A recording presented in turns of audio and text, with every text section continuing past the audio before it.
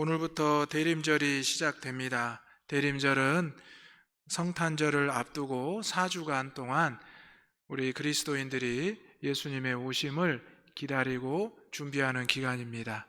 그래서 우리가 성탄 트리도 만들고 또 5개의 촛불 중 하나의 촛불을 켜고 시작을 합니다. 이 대림절의 기간 예수님이 저와 여러분에게 또 우리의 가정에 우리 교회와 이 땅에 찾아오실 줄 믿으시기 바랍니다. 첫 주는 소망으로, 두 번째 주는 평화로, 세 번째 주는 기쁨으로, 네 번째 주는 사랑으로 우리가 촛불을 밝혀가며 예수님을 기다릴 것입니다. 그래서 우리가 이 대림절을 기다리게 되면 당연히 우리 예수님께서 언제 오시죠? 25일 성탄절에 오실 것이다 알고 있기 때문에 때로는 무감각하게 하루하루를 보낼 때가 있습니다. 또 어떤 성도님들은 정말 간절한 마음으로 하루하루를 보내며 이 대림절을 깊이 묵상하기도 합니다. 여러분, 예수님께서 해마다 오시니까, 늘 오시니까 별로 감흥이 없습니까? 우리의 마음 가운데 그런 마음보다는 또 올해도 오시고 또 우리의 삶에 함께 하시는 예수님을 내 마음속에 자리를 비워두고 모실 수 있는 이 대림절의 기간, 거룩한 기간 되시기를 소망합니다. 아멘. 그래서 우리 많은 성도들과 교회들은 이 대림절 기간 내 삶을 먼저 돌아봅니다. 내가 벌써 11개월을 지나면서 12월 달을 맞이했는데 우리 예수님의 자리를 얼마나 비워놨는지 또 어떻게 채울 준비를 했는지를 생각해 본다는 것입니다. 먼저 우리가 회개하고 또 하나님의 사랑을 감사하며 우리의 빈 자리에 우리 예수님의 자리, 물론 모든 사람마다 그 빈 자리는 다를 수 있습니다. 하지만 내가 가장 귀하게 준비를 하고 우리 예수님께서 이 빈 자리에 오셨을 때 내 마음에 큰 은혜와 감격이 넘쳐나는 거룩한 성탄절이 될 줄로 믿습니다. 아멘. 오늘 그래서 본문의 말씀은 이제 여호와께 한 징조를 구하라는 제목으로 말씀을 나누고자 하는데요. 여러분, 징조가 무엇일까요? 징조는 표적, 표징이라고 말할 수 있습니다. 하나님께서 모세에게 불타는 떨기나무를 보여주셨습니다. 그리고 하나님의 사명을 맡기셨는데 그 떨기나무가 모세에게는 표적이었습니다. 그리고 우리가 아는 대로 사사 기드온은 자기가 하나님 앞에 부름을 받았을 때 하나님 앞에 두 번의 표징을 구합니다. 첫 번째는 양털 손뭉치를 마당에 두고 그 손뭉치가 밤새 이슬에 젖고 마당은 마른 땅이 되기를 구했습니다. 과연 기드온이 기도한 대로 그 다음날 아침에 보니 자신이 내어놓은 양털 뭉치에는 이슬이 가득해서 손으로 쥐었을 때 물이 나왔습니다. 하지만 마당은 마른 땅이었습니다. 그리고 또 그날 저녁에 하나님 앞에 기도합니다. 하나님, 또 한 번의 표징을 구합니다. 이때는 반대로 해주십시오. 내가 양털 뭉치를 내어놓으면 양털 뭉치는 마른 뭉치가 그대로 있게 하시고 마당에만 이슬이 임하게 하소서. 어떻게 되었을까요? 그가 기도한 대로 하나님이 또 표징을 보여주셨습니다. 그리고 기드온은 그 이후로부터 하나님의 사명을 온전히 감당하는 위대한 하나님의 사사가 되었습니다. 이제 저와 여러분도 이 기다림의 계절, 이 대림절에 하나님의 징조를 구할 수 있기를 바랍니다. 그리고 그 징조를 볼 수 있기를 바랍니다. 우리에게 보여주신 가장 큰 징조는 바로 예수님의 탄생입니다. 그리고 이제 우리의 삶 가운데 이 25일 동안 하나님께서 어떤 은혜를 주시고 어떤 징조를 나에게 나타내실까라는 사모하는 마음도 있어야 된다는 것입니다. 연약한 자들에게는 강함을, 또 병약한 자들에게는 건강을, 또 여러 가지 환난과 고난 중에 있는 자들에게는 그 환난과 고난을 벗어날 수 있는 은혜를, 또 우리가 미처 알지 못하는 우리의 모든 것을 하나님 앞에 구하고 기도할 때 하나님께서 각 영혼들에게 각 삶의 징조를 주시는 모습입니다.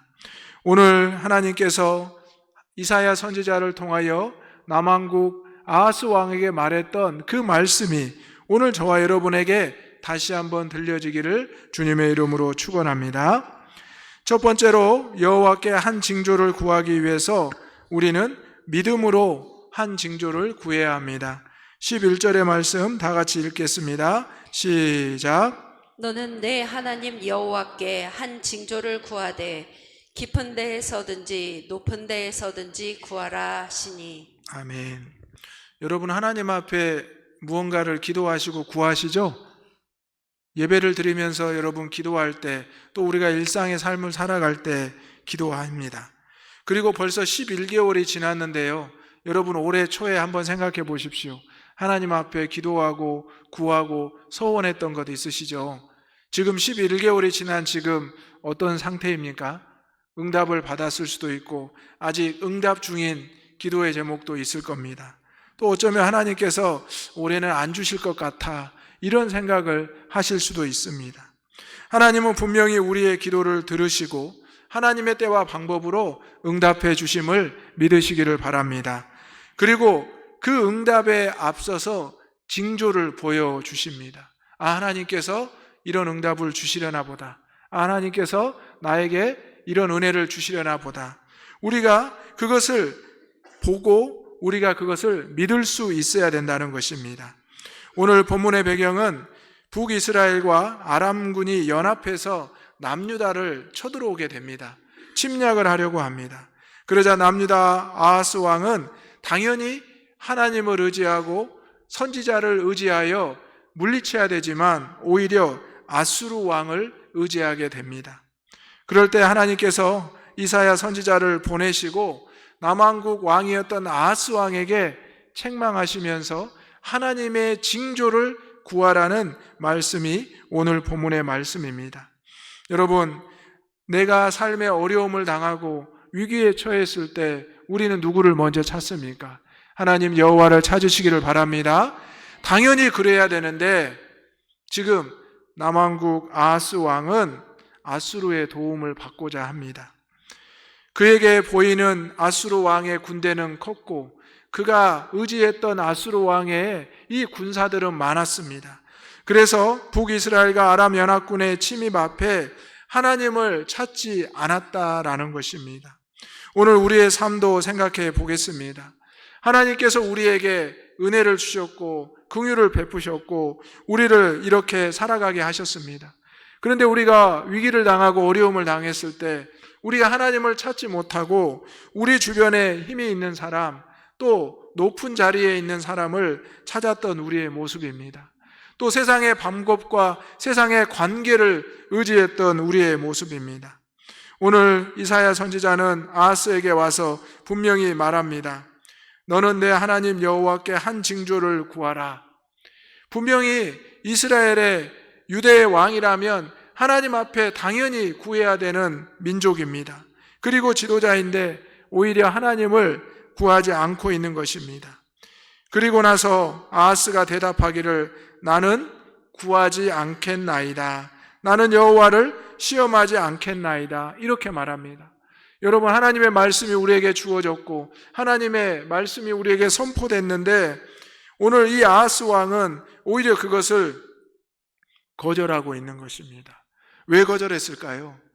오늘 말씀을 보면 그가 나는 구하지 않겠습니다, 나는 하나님을 시험하지 않겠습니다 말할 때 보면 정중하게 겸손하게 거절하는 것으로 보입니다.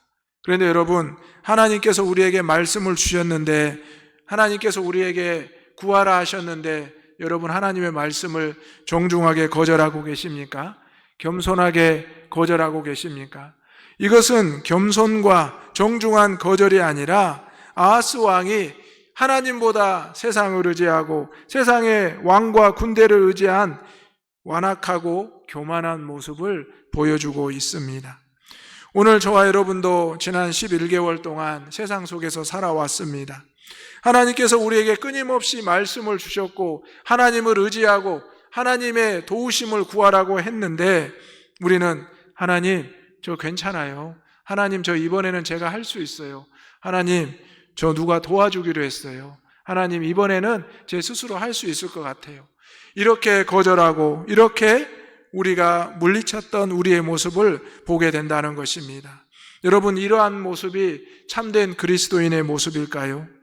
우리가 할 수 있을 때든지 할 수 없을 때든지 우리가 어떠한 상황에 있든지 우리는 오직 하나님 앞에 여호와의 징조를 구해야 될 줄로 믿습니다. 하나님은 우리와 늘 함께 하십니다.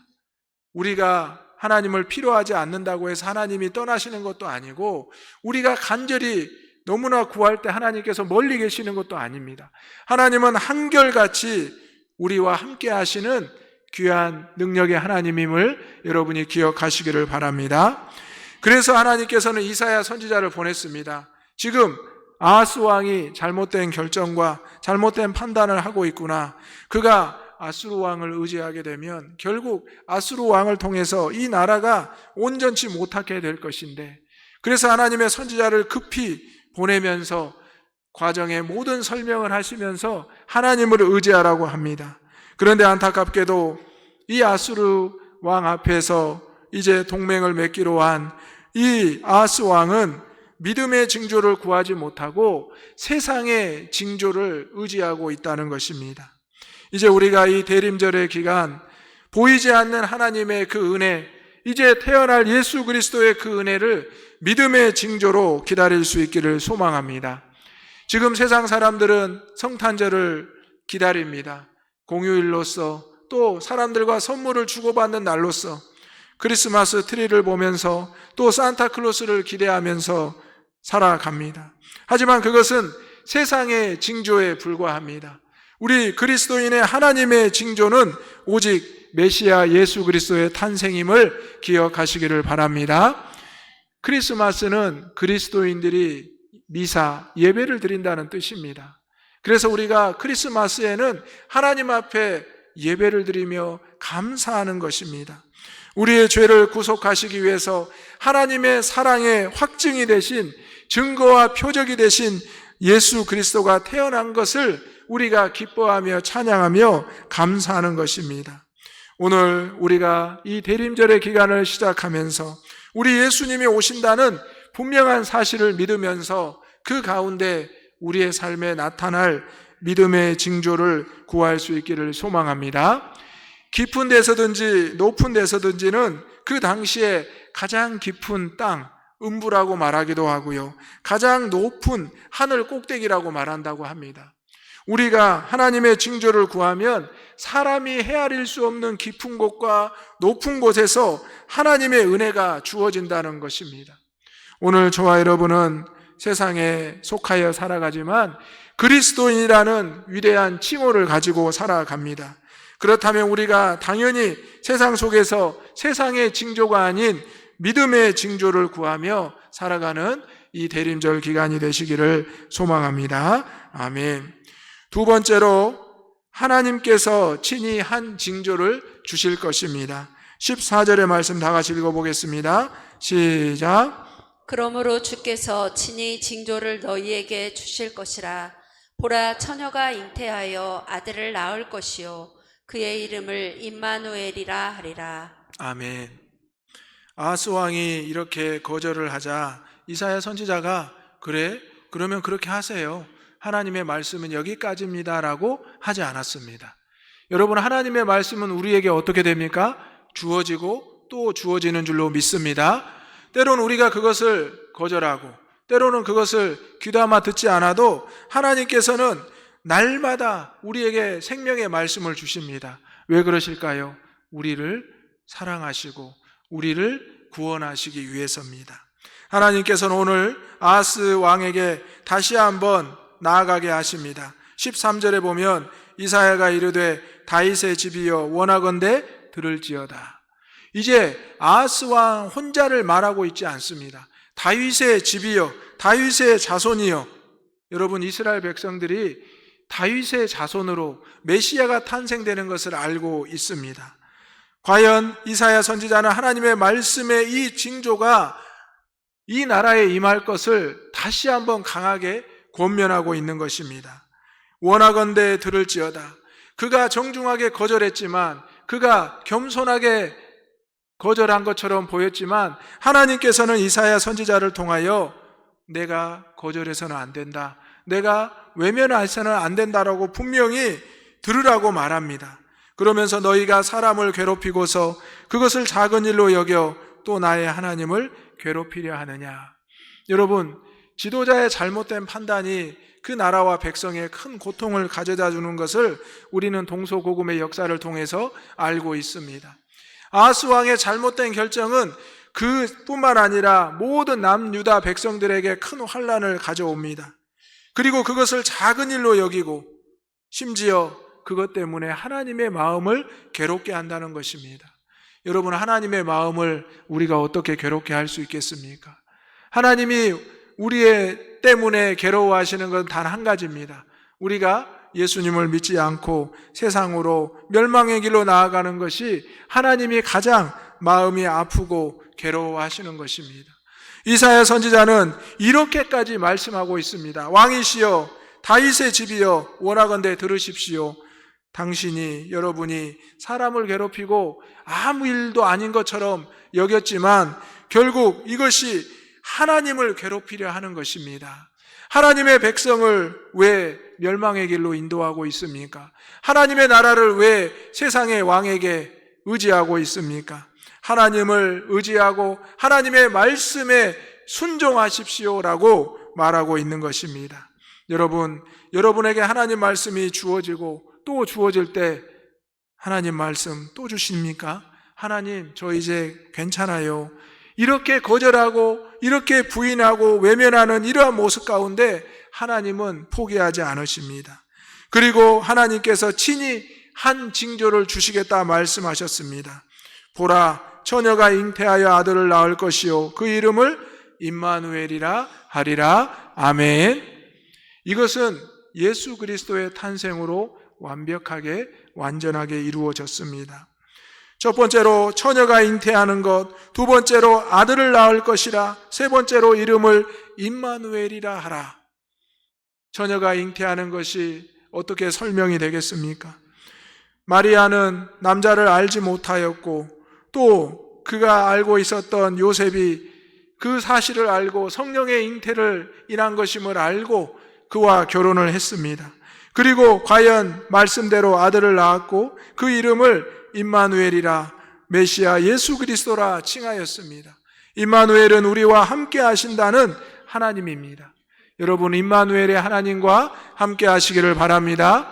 하나님의 징조가 친히 주어졌다는 것입니다. 이제 우리는 다시 한번 예수 그리스도의 성탄을 하나님의 말씀으로 묵상하며 이 대림절을 보내게 될 것입니다.